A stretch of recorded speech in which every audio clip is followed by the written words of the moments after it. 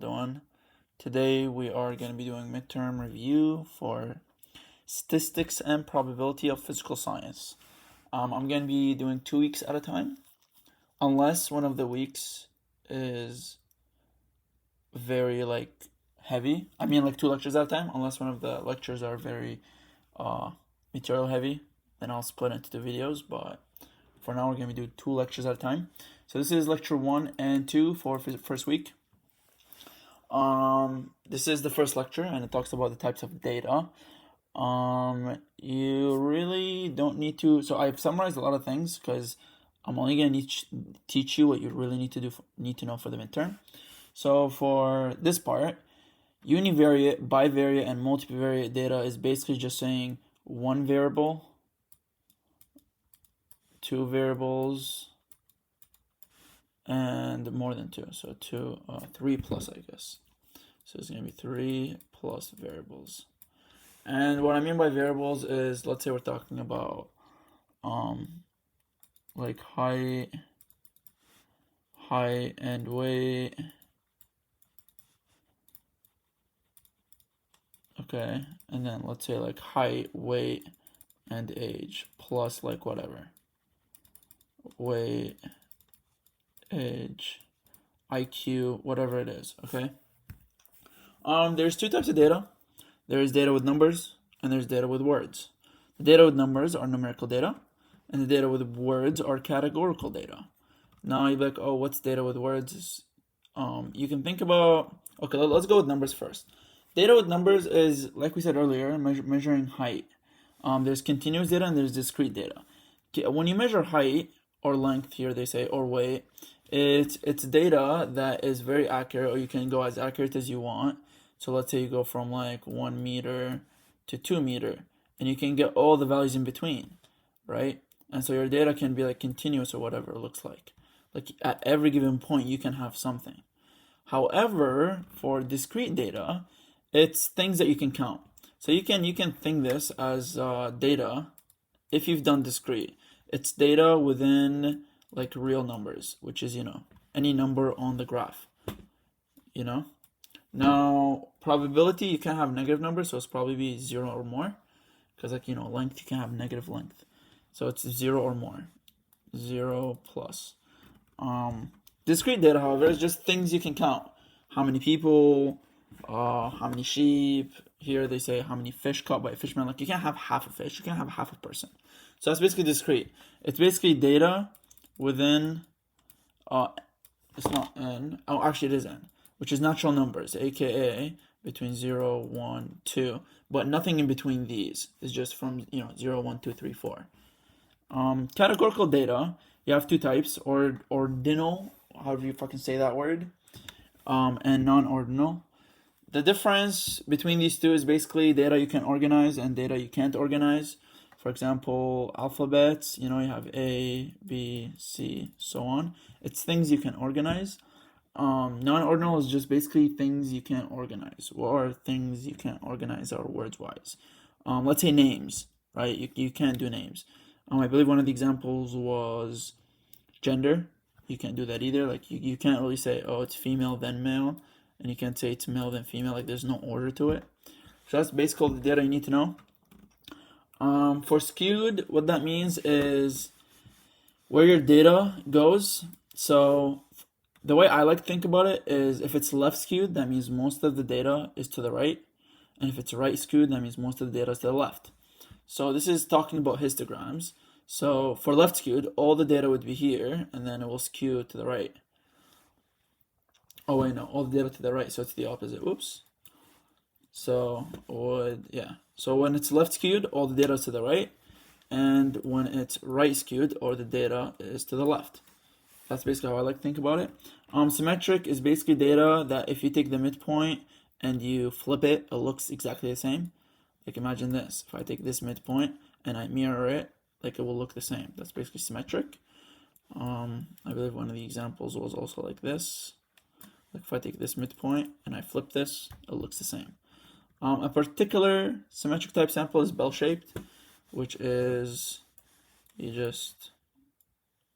or you can go more accurate, something like You know what I mean? You take the midpoint, you flip it. Obviously, this won't look the same, but it's supposed to look the same, and that's bell-shaped. Okay?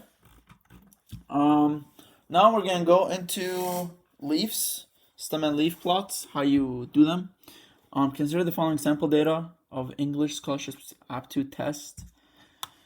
The way you do a stem and leaf plot is basically you just do stem, straight line, and you'd write leaf. Okay?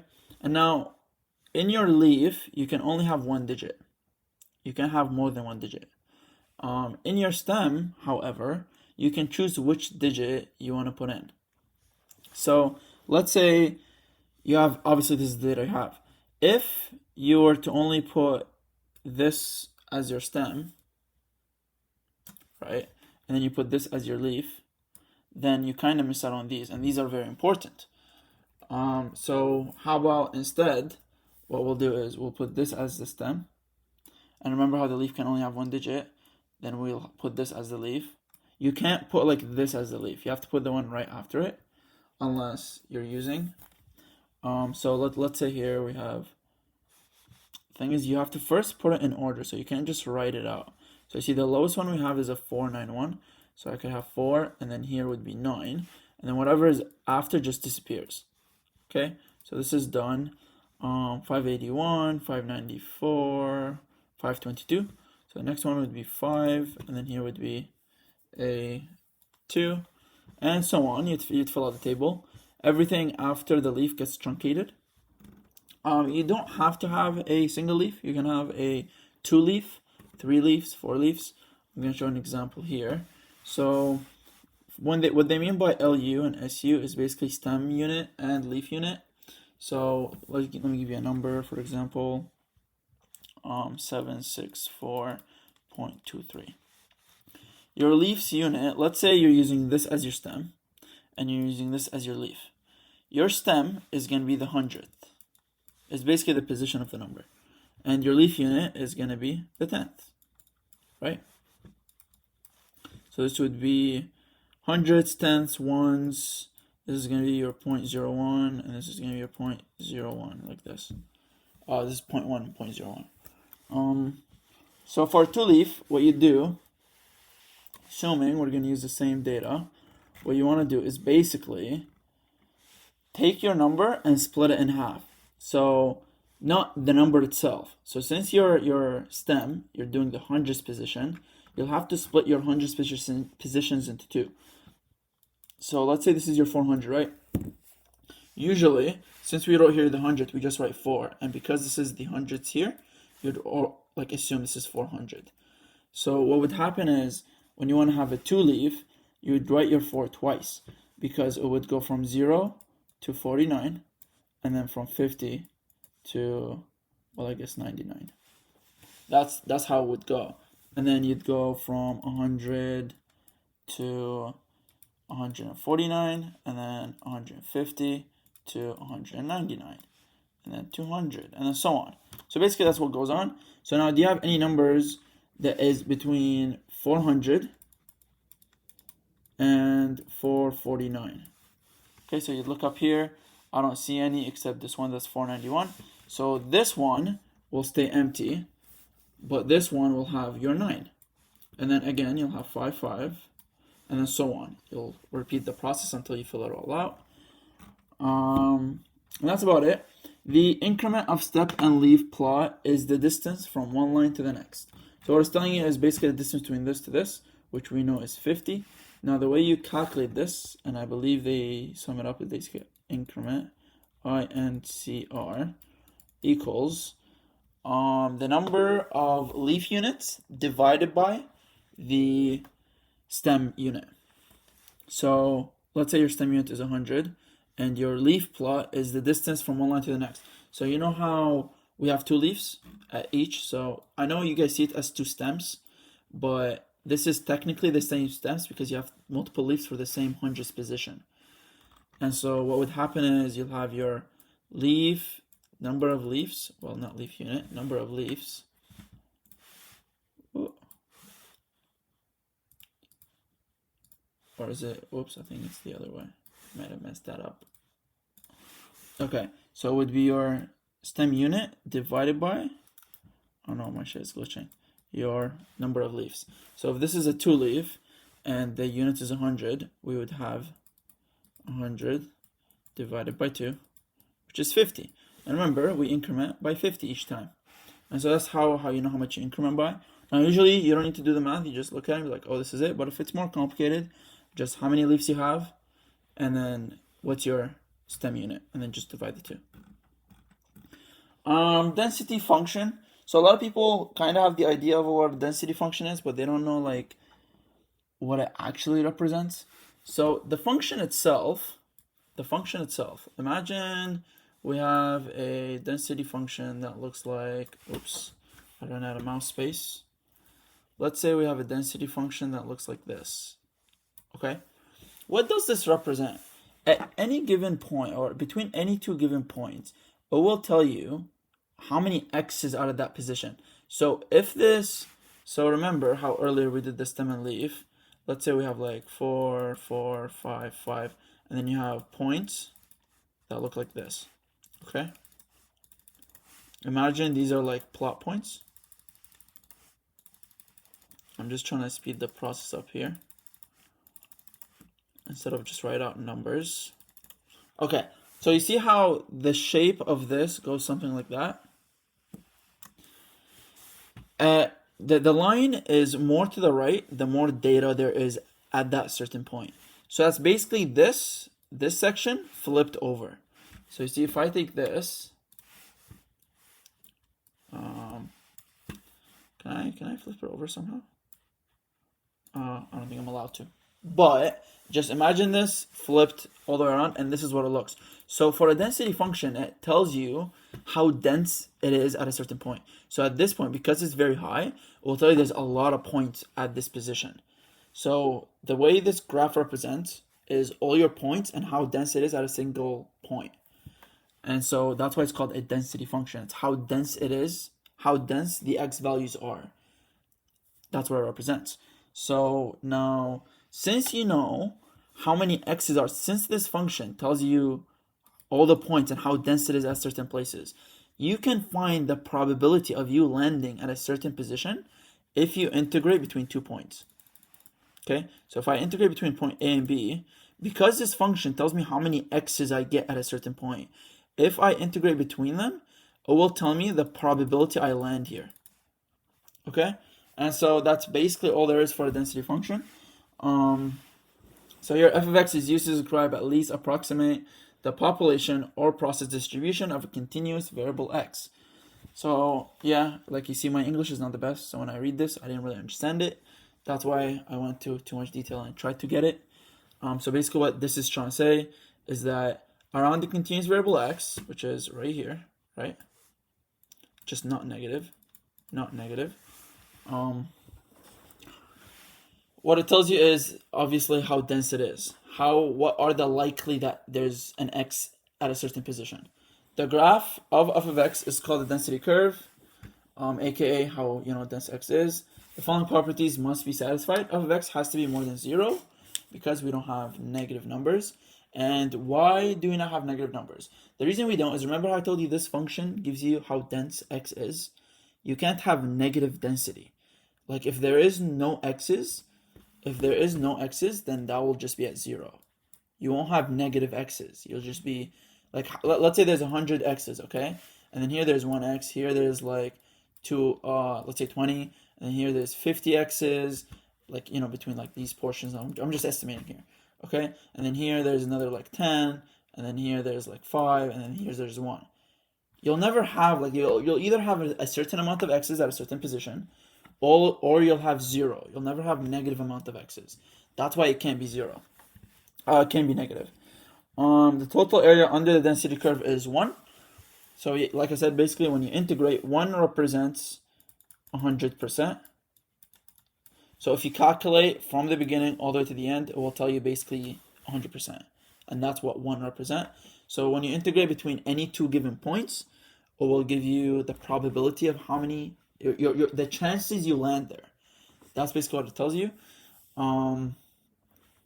So if I were to take this portion, let's assume, so remember how we assumed there's 100 x's, and here there's 20, plus there's 1 here. So in total, there's 21 x's in this section right here. Let me change the color because I feel like it's overwhelming. Let's say in this section, there's 21 x's. Okay? And since we have a total of 100, this portion, if I integrate under the curve, it will give me 21%. That is my chances of landing within there.